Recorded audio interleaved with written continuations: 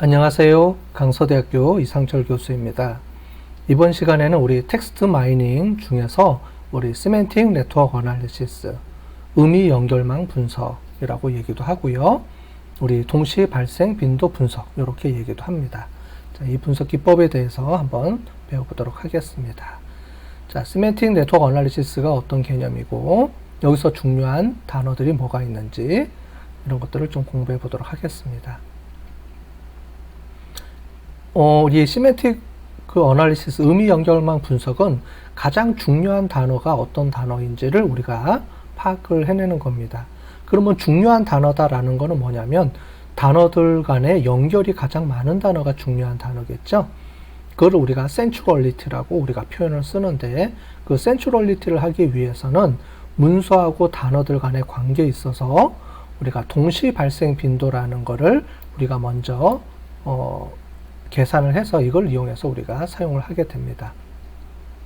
자, 동시 발생 빈도라는 건 뭐냐면 문서마다 이렇게 나와 있는데 우리가 단어들을 이렇게 두 개씩 짝을 짓습니다. 이렇게 이런 식으로 단어들 간에 각각의 짝이 있겠죠. 예를 들면 보이하고 걸하고의 문서 빈도수가 있겠고 보이랑 스튜던트의 빈도수가 있겠죠. 그래서 예를 들어 볼게요.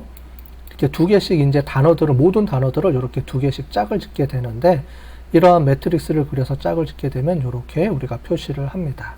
자, 먼저 두 개만 갖고 한번 볼게요. 보이라고 하고 스튜던트하고는 어떤 관계가 있는지 한번 보도록 하겠습니다. 자, 여기 보면은 이런 매트릭스로 또 우리가 나타낼 수가 있는데, 이렇게 볼 수가 있어요. 보이하고 스튜던트는 이렇게 보이가 없을 때 스튜던트도 없는 값, n은 없을 때, yes는 보이하고 스튜던트가 나오는 값입니다. 예를 들어 보겠습니다. 여기 보시는 것처럼 문서가 총 4개가 있습니다. 그래서 총 문서가 4개가 나와야 되죠. 총 4건이 발생이 되는데 다 더하면 보이하고 스튜던트가 동시에 안 나왔는 문서는 몇 개인지 볼게요. 분서가 나왔고 문서 2번이 여기가 해당이 되네요.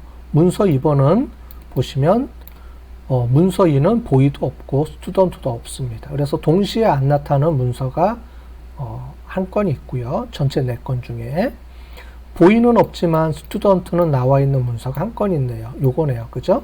요 한 건이 이렇게 나와 있고, 그 다음에 보이는 나와 있지만 스튜던트는 없는 거는 없네요. 그죠? 여기 보니까 없고, 보이하고 스튜던트가 동시에 나오는 건수가 2건입니다. 그죠? 요거 한 건하고 여기 2건이네요. 그죠? 자, 그래서 동시에 나오는 단어 수는 동시에 안 나오거나 동시에 나오는 단어 수의 빈도수는 2건이 되겠죠. 그죠? 네, 요걸 가지고 우리가 동시 발생 빈도수를 이용을 해서 뒤에 가서 여러 가지 계산식에 의해서 계산을 하게 됩니다. 자, 두 번째로 한번 볼까요? 근데 이 동시 발생 빈도수는 이 빈도수를 갖고 계산을 주로 하는데, 이렇게 상관계수 값을 이용을 해서 쓰는 경우도 있습니다. 상관계수는 이게 동시 발생 빈도수를 이렇게 표시를 해줘서 아까 전에 이 값을 쓰는데, 상관계수를 이용할 때는 이렇게 씁니다. 동시에 나타나는 비율, 여기 보면 스튜던트하고 보이가 없을 때 없죠. 이것도 중요한 관계로 봅니다. 근데 있을 때 없을 때의 비율을 해서 이렇게 우리가 이해를 나오면 되겠어요. 그래서 요거하고 요거의 관계입니다. 그래서 여기 보면 동시에 안 나타나오는 거, 동시에 나타나는 거, 이 두 가지의 비율과 이거하고 이거는 서로 반대의 개념이죠. 요거의 상관관계 계수를 쭉 곱해주면 요 값이 나옵니다. 그래서 보이하고 스튜던트가 동시에 나타나거나 안 나타나는 비율과 그렇지 않은 비율 간의 관계를 보면 0.577 이렇게 상관계수를 구할 수가 있습니다. 요거는 일반적으로 통계에서 쓰는 상관계수가 아니고요. 동시 발생 빈도에서 사용하는 상관계수로 의미합니다.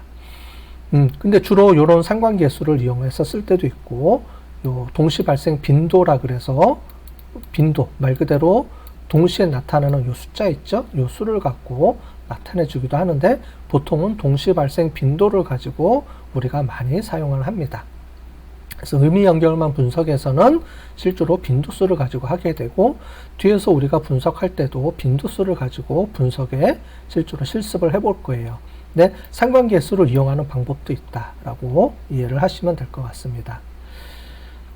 단어하고 단어가 가장 중요한 단어는 어떤 단어가 가장 중요한지를 볼 때 이렇게 우리가 봅니다. 크게 많이 쓰는 논문에서 우리가 많이 활용하는 거는 연결 중심성, 그래서 degree of centrality라고 합니다. 이거는 뭐냐면 이 노드에 직접적으로 연결될 링크들의 합입니다. 아까 전에 보면 우리 두 개에서 봤을 때 이렇게 2번이 가장 높죠. 이런 것들을 다 계산을 해서 우리가 빈도수를, 링크를 우리가 결정을 해주게 되고요. Betweenness는 네트워크에서 그 노드가 담당하는 연결을 시켜주는 그 연결 값을 의미하고요. 근접 중심성은 그 노드가 서로 연결되어 있는, 직접 간접 연결되어 있는 노드 간의 관계를 의미합니다. 자, 이렇게 설명해 주면 무슨 말인지 잘 모르겠죠. 그래서 이 값을 예제를 들어서 한번 설명을 뒤에서 드려보도록 하겠습니다. 요거 이외에도 또 여러 가지 쓰는 중심성 개념이 있어요. 고유 벡터, 아이겐 벡터라고 해서 요 값들을 이제 평균 내서 우리가 어떤 값들을 쓰는 겁니다. 그래서 쓸 때 가중치 부여해주는 고유 벡터 중심성도 있고, 페이지 랭크 개념이 있는데 이 페이지 랭크 개념이 우리 구글에서 검색할 때 쓰는 알고리즘을 이용을 합니다. 그래서 여러분들이 키워드로 이렇게 검색을 해주면 이 페이지 랭크라는 센츄럴리티 개념을 이용해서 중요한 단어 또는 중요한 문서를 찾아서 우리가 화면에 검색해서 뿌려주는, 그때 쓰는 게 이제 페이지 랭크라는 우리가 센츄럴리티 값을 이용해서 계산을 해주게 되는 거예요. 자, 이 값들 중에서 우리가 논문을 쓸 때 또는 우리가 연구를 할 때 많이 쓰는 방법이 이 세 가지니까 이 세 가지에 대해서 간단하게 예제를 들어서 설명을 해보도록 하겠습니다. 자, degree of centrality입니다. 자, 여기 보시면 A라는 단어는 또는 노드라고 하고요. 여기서는 노드 또는 단어라고 부릅니다. 네, 그리고 이 관계를 엣지라고 부르고요. 노드와 엣지 이렇게 표현을 해주는데, degree of centrality에서 A는 하나, 두 개, 세 개, 네 개가 연결되어 있죠. 여기. 그래서 4가 나옵니다. 그래서 보면 자기 자신을 제외하고 하나, 두 개, 세 개, 네 개 단어가 연결되어 있죠. 선을 보시면 네 개가 연결되어 있습니다. 그래서 degree of centrality를 4라고 표현을 해주고요. B 노드는 하나, 두 개, 세 개가 연결되어 있죠. 엣지가 세 개니까. 그래서 얘는 세 개. 그 다음에 C는 두 개. 그죠? 그 다음에 D는 하나, E는 두 개. 이런 식으로 해서 degree of centrality를 이렇게 계산해 낼 수가 있고요. 나중에 요거를 우리가 표준화 시켜서 사용을 하게 됩니다. 직접 값을 쓰기도 하고 또는 표준화돼서 쓰기도 하고요. 자, degree of centrality가 가장 많이 이용이 되고 연결이 많은 단어라는 게 결국은 뭐냐면 이 단어는 많은 단어들하고 연결되어 있다, 그러니까 중심 단어다. 이렇게 우리가 가장 쉽게 우리가 생각해 볼 수 있는 그런 값입니다. 그래서 degree of centrality 값이 의미 연결만 분석할 때 우리가 가장 많이 쓰는 그런 지표로 우리가 활용을 하게 됩니다. 자, 두 번째로 betweenness centrality, 매개 중심성이라고 하는데 이걸 한번 설명을 드리도록 할게요. 자, 경로 A의 betweenness of centrality는 어떻게 계산하냐면 얘가 중간에 매개해 주는 게 몇 개가 있는지를 보는 겁니다. 처음에서 우리가 연결할 때 B하고 C하고 연결이 되겠죠. 그래서 B하고 C를 연결할 때 A를 거쳐가지가 않겠죠. 그래서 A는 B하고 C하고 연결해 줄 때 우리 betweenness가 하나도 없습니다. 그죠? 연결이 없습니다. 매개를 하지 않죠. 그 다음에 B하고 D하고 연결해 줄 때는 얘가 이렇게 한번 연결을 해줍니다. 그래서 한 번 나오고요. 그 다음에 B하고 E도 이렇게 연결해 주는데 굳이 일로 갈 필요가 없겠죠? 그죠? 가장 최단 거리를 재야 되니까. 그래서 이렇게 연결할 때도 A는 아무런 역할을 해주지가 않습니다. 그래서 매개 안 해도 되고요. 자, C하고 D로 갈 때는 항상 C는 A를 거쳐서 D로 가야 되죠. 그래서 얘는 무조건 한 번이 돼야 되고요. 자, 그런데 C하고 E가 있습니다. C에서 E로 갈 때 이렇게 B를 거쳐서 이렇게 가는 것도 한 번 있죠. 그 다음에 A를 거쳐서 가는 것도 한 번 있습니다. 둘 다 한 번, 두 번 거쳐가는 거기 때문에 둘 다 최단 거리죠. 그랬을 때 C 입장에서 보면 B2로 갈 수도 있고 A2로 갈 수도 있습니다. 그 중에서도 경우의 수가 총 2건이 있는데 그 중에서 A를 한 번 거쳐가니까 우리가 전체적으로 보면 0.5가 되는 거죠. 그래서 C하고 2로 가는 거에 매개 중심성을 보면 0.5, A는 0.5만큼 매개해 줬다. 이렇게 보시면 될 것 같습니다. 그 다음에 D2를 보시면 D에서 2로 갈 때도 이렇게 A만 한 번 거쳐서 갈 수밖에 없죠. 그래서 얘를 토탈 내보면 이렇게 값이 나옵니다. 이렇게 값이 나와서 우리가 3.5만큼 값이 나오죠. 이게 올라가야 되겠네요. 좀. 그래서 3.5만큼 경우의 수가 나옵니다. 그죠? 그래서 매개의 값은 우리가 3.5 이렇게 우리가 얘기를 줄 수가 있습니다. 자, 이해되셨죠? 그래서 경로 A는 각각의 경로를 매개하는 값이 총 3.5만큼 매개해 줬다. 이렇게 우리가 얘기를 해줄 수가 있고요. B도 있고 C도 있고 각각을 또 계산해 주면 되겠죠? 그런 식으로 해서 계산을 해주면 되겠습니다. 자, closeness of centrality, 근접 중심성이라고 하는데 요거는 또 다른 개념입니다. 근접 중심성은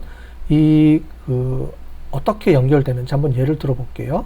B를 기준으로 해서 해보겠습니다. B를 기준으로 하면 B는 이렇게 A로 가는 최단 경로, 여기 보면 최단 경로죠. A로 가는 최단 경로가 이렇게 하나입니다. 물론 B가 CA를 갈 수도 있고 B가 EA로 갈 수도 있지만 여기서 우리가 얘기하는 거는 최단 경로를 얘기합니다. 항상.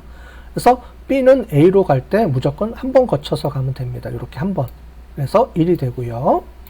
자, C랑 B를 갈 때도 CB도 이렇게 하나죠. 그죠? CB, CA, C, E 이렇게 하나입니다. 그래서 하나하나 한 건이 되는데 D를 갈 때는 B에서 D를 갈 때는 항상 A를 거쳐서 이렇게 한번 가야 됩니다. 왜냐하면 B가 C, A, D로 거쳐가면 세 번 거쳐서 가야 되죠. 그래서 최단 경로가 아닙니다. 그래서 최단 경로는 B가 A를 거쳐서 D로 가는 거니까 B 입장에서 최단 경로는 두 번, D로 가는 경우는 최단 경로가 두 번 거쳐가야 되겠죠. 자, 그래서 B는 A로 거쳐가거나 C로, D로, E로 가는 최단 경로들을 다 평균을 내면 1.2회가 되는 겁니다. 자, 이거를 그런데 역수로 계산해 줘야 돼요. 역으로. 수학적으로 보면 역으로 계산해 줘야 되기 때문에 이렇게 계산해 주면 최단 경로 B의 근접성, closeness of centrality의 값은 0.8이 됩니다. 또 A의 입장에서 또 이렇게 다 계산해 줄 수도 있겠죠. 뭐 A 각각을 또 다 계산해 주면 됩니다. 지금은 단어가 4개니까 총 5개죠. 5개의 단어. 여기서 노드는 단어를 의미합니다. 5개니까 간단하게 우리가 예제를 들어서 우리가 봤는데 실제로 단어들이 우리가 분석하는 단어는 몇천 개, 몇만 개 단어가 되겠죠. 그래서 분석해 보면 되게 복잡한 값들이 많이 나옵니다. 예, 많이 나오는데 여러분들은 걱정할 필요가 없이 그런 것들은 우리가 패키지가 다 알아서 분석해 주기 때문에 이 개념이 뭔지 여러분들이 잘 아시고 분석해 주시면 될 것 같고요. 지금 보면 이런 값들을 이용해서 이렇게 네트워크 그래프를 나중에 다 그려주게 됩니다. 그래서 이런 그래프까지 그리는 방법들을 우리가 실습을 해볼 거예요. 그래서 의미 연결망 분석이라는 건 뭐냐? 다시 설명을 드리면, 요약해 드리면 단어하고 단어들 간이 잘 어떻게 연결되어 있는지에 대한 것들을 우리가 연결성을 보는데 가장 중심 단어가 연결이 가장 많고 또 근접 중심성도 높고 매개 중심성도 높은 단어일수록 가장 가운데 핵심 단어가 되겠죠. 물론 핵심 단어지만은 근접 중심성하고 매개 중심성은 좀 낮은 경우도 있어요. 이렇게 군집들이 이렇게 퍼져 있는 경우도 있고 다양합니다. 그래서 가운데 어떤 특정 단어를 가운데를 중심으로 해서 퍼져 있는 그런 우리가 네트워크이 형성될 수도 있고 중심 단어가 여러 개가 분산이 돼 있어서 이렇게 흩어져 있는 단어도 될 수가 있고 그거 이제 분석해 보면 알겠죠. 그죠? 그래서 이런 값들을 우리가 표로 정리해 주고 그 정리해 준 거를 실제로 이렇게 그래프로 그려보면 더 뚜렷하게 우리가 볼 수가 있습니다. 자, 그러면 우리 의미 연결망 분석에 대한 거를 실제로 분석해 보고 실습을 해 보도록 하겠습니다.